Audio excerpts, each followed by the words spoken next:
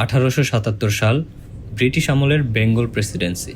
চারদিকে শুধু হাহাকার, বৃষ্টির অভাবে মাটি ফেটে চৌচির, আর ফসলের বদলে গ্রামের রাস্তায় শুধু মানুষের লাশ।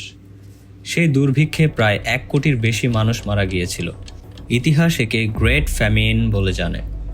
সেই একই বছর শুধু আমাদের এখানে না, চীন, ব্রাজিল, ইথিওপিয়া আর উত্তর আফ্রিকাতেও কোটি কোটি মানুষ না খেয়ে মারা যাচ্ছিল। এমনকি আমেরিকায় 1877 সালকে বলা হয়েছিল দ্য ইয়ার উইদাউট উইন্টার। শীত যেন গায়েবী হয়ে গিয়েছিল। প্রশ্ন হলো, 1877 সালে এমন কি হয়েছিল? কোনো যুদ্ধ না, কোনো মহামারী না। এর মূল কারণ ছিল 1000 মাইল দূরে পেরুর উপকূলে সমুদ্রের এক রহস্যময় পরিবর্তন, যাকে ওখানকার জেলেরা আদর করে নাম দিয়েছিল এল নিনো। আর ঠিক 140 বছর পর 2026 সালে সেই একই এল নিনো ফিরে আসছে। এবার এটা সাধারণ কিছু না, বিশেষজ্ঞরা একে বলেন মেগা এল নিনো। ইউরোপের ওয়েদার মডেলগুলো বলছে 2026 সালের সামার হতে পারে মানব ইতিহাসের সবচেয়ে বিপজ্জনক সামার। সহজ কথায় বললে, প্যাসিফিক ওশান বা প্রশান্ত মহাসাগরের পূর্ব অংশে যেখানে ঠান্ডা পানি থাকার কথা, সেখানে পানি হঠাৎ অস্বাভাবিক গরম হয়ে যায়। যখন ট্রিলিয়ন্স অফ লিটার্স পানি একসাথে গরম হয়, তখন পুরো পৃথিবীর বাতাসের গতিপথ আর বৃষ্টির ধরন পাল্টে যায়। নর্মাল কন্ডিশনে বাতাস পূর্ব থেকে পশ্চিম দিকে বয়ে যায়, যার ফলে বৃষ্টির মেঘগুলো আমাদের এশিয়া আর অস্ট্রেলিয়ার দিকে আসে। আমরা ভালো বৃষ্টি পাই। এল নিনো কন্ডিশনে এই বাতাস দুর্বল হয়ে যায়, মেঘগুলো মাঝ সমুদ্রেই আটকে যায়, ফলে আমাদের এখানে সৃষ্টি হয় চরম খরা আর হিট ওয়েভ। আপনার মনে হতে পারে এল নিনো তো আগেও এসেছে, 2026 নিয়ে এত টেনশন কেন? এখানে লুকিয়ে আছে এক টেরিফাইং টুইস্ট। গ্লোবাল ওয়ার্মিং এর কারণে আমাদের পৃথিবীর average temperature already 1.4 degree Celsius বেড়ে আছে। এল নিনো যখন আসবে, সে এর সাথে আরও 1.5 ডিগ্রি সেলসিয়াস যোগ করবে। তো বুঝতেই পারছেন, 2.9 degree Celsius temperature anomaly. Just imagine, আপনি একটা ঘরে বসে আছেন যেখানে অলরেডি 40 ডিগ্রি সেলসিয়াস তাপমাত্রা, এর মধ্যে কেউ এসে একটা হিটার চালিয়ে দিল। জলবায়ুর এই পরিবর্তন আর সুপার এল নিনোর মিক্সচার আমাদের আবহাওয়াকে ভয়ঙ্কর বানিয়ে দিতে পারে। বাংলাদেশে এর প্রভাব পড়বে 4টা লেভেলে। প্রথমত, কৃষি ও খাদ্য সংকট।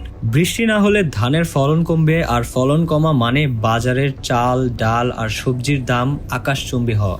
হিট ওয়েভ ও মৃত্যু। ঢাকা এখন একটা আরবান হিট আইল্যান্ড। দিন শেষে রাতও এখন ঠান্ডা হয় না। যখন রাত ঠান্ডা হয় না, তখন আমাদের বডি রিকভার করতে পারে না, ফলে হিট স্ট্রোকের ঝুঁকি বহু গুণ বেড়ে যায়। তৃতীয়ত, বিদ্যুৎ বিভ্রাট। এসি আর ফ্যানের লোড সামলাতে গিয়ে গ্রিড ফেইল করতে পারে, ফলে আমাদের সামনে ভয়াবহ লোডশেডিং আসছে মনে হচ্ছে। অর্থনৈতিক ক্ষতি। গবেষণায় দেখা গেছে 1 ডিগ্রি সেলসিয়াস তাপমাত্রা বাড়লে একজন শ্রমিকের আয় প্রায় 14% কমে যায়। রিক্সা চালক, ডেলিভারি বয় বা কনস্ট্রাকশন ওয়ার্কারদের জন্য এই 2026 হতে পারে অস্তিত্বের লড়াই। সবচেয়ে সস্তা আর কার্যকরী সমাধান হলো গাছ লাগানো এবং বিশেষ করে পুরনো গাছ বাঁচানো। গবেষণা বলছে একটা গাছ রাস্তার তাপমাত্রা প্রায় 12 ডিগ্রি পর্যন্ত কমিয়ে দিতে পারে, অথচ আমাদের দেশে উন্নয়নের দোহাই দিয়ে হাজার হাজার গাছ কাটা হচ্ছে। নতুন গাছ লাগালে 10টার মধ্যে 9টাই মরে যায়। তাই বিদ্যমান বড় গাছগুলো বাঁচানোই এখন সবচেয়ে বড় কাজ। আপনি ব্যক্তিগতভাবে কি করতে পারেন? প্রথমত, সতর্কতা। দুপুর 12টা থেকে 4টা পর্যন্ত জরুরি কাজ ছাড়া রোদে বের হবেন না। পকেটে সবসময় একটা স্যালাইন রাখার চেষ্টা করবেন। দ্বিতীয়ত, সহমর্মিতা। আপনার বাসার নিচে থাকা সিকিউরিটি গার্ড, ডেলিভারি বয় বা রাস্তার হকারদের 1 গ্লাস ঠান্ডা পানি অফার করুন।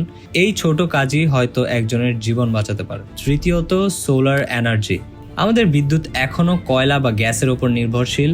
সম্ভব হলে নিজের বাসার ছাদে বা ব্যালকনিতে ছোট সোলার প্যানেল লাগান। এটা আপনার টাকাও বাঁচাবে, পরিবেশও বাঁচাবে। অবশেষে 2026 সালে যে এল নিনো আসছে, সেটা হয়তো শেষ না। জলবায়ু পরিবর্তনের কারণে প্রতি 3 থেকে 4 বছর পরই এটি আরো শক্তিশালী হয়ে ফিরে আসবে। যদি আমরা এখনই সচেতন না হই, তবে আমাদের সন্তানদের জন্য স্বাভাবিক গ্রীষ্মকাল বলতে আর কিছু থাকবে না। তাদের জন্য সামার মানেই হবে 45 থেকে 48 ডিগ্রি সেলসিয়াস তাপমাত্রা। সময় থাকতে গাছ বাঁচান, নিজেকে বাঁচান, সাবধানে থাকবেন।